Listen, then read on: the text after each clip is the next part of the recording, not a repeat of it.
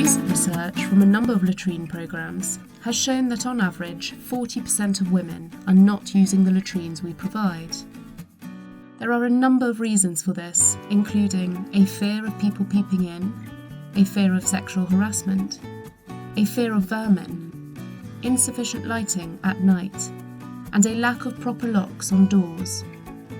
If latrines are not used, money, time and resources are wasted, and we are failing in our responsibility to the communities we work with. This may also result in greater levels of open defecation and other alternatives, which will put people at risk of disease. So what can we do to address this? Designing for women, with women, will result in facilities that are better and safer for everyone. I feel happy using a latrine when I can lock the door so nobody can get in. I feel happy using a latrine when I can enter and leave unobserved. I feel happy using a latrine when I can see what I'm doing inside day and night. Excreta disposal is a continuous service, not a one-off installation. It's important to consult and involve users at every stage of the process.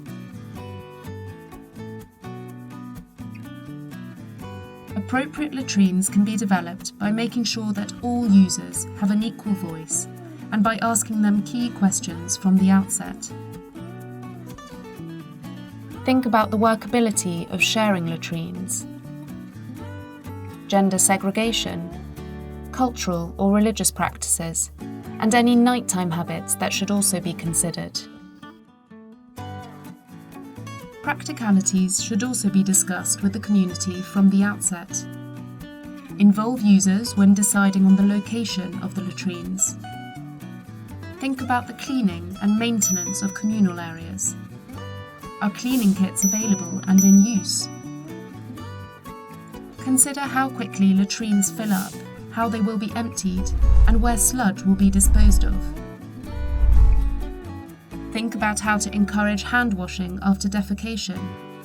Can nudges, such as mirrors and footprints, be installed? Systems will need to be established for collecting feedback from the users and for ensuring regular monitoring and repairs. Safety should be a key concern when designing latrines, and appropriate lighting can be instrumental to this, both on the pathways to and from the latrine and inside.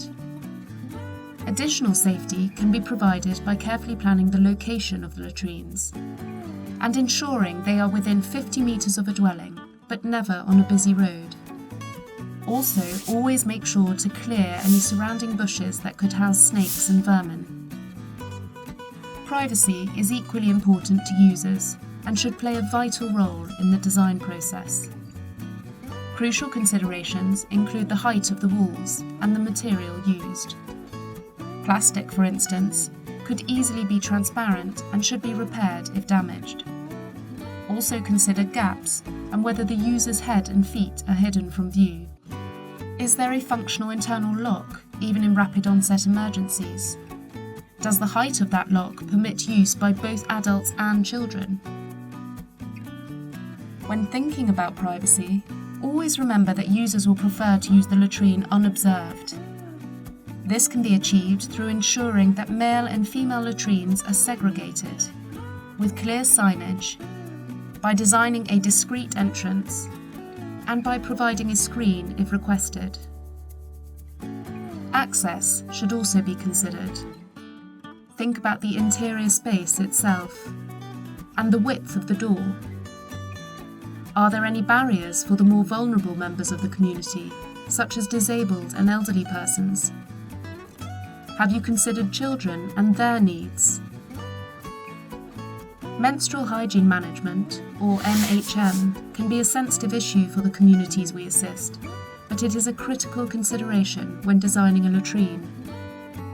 This requires asking both women and adolescent girls about their current practices, and also consider how women can wash, dry, and reuse their MHM materials.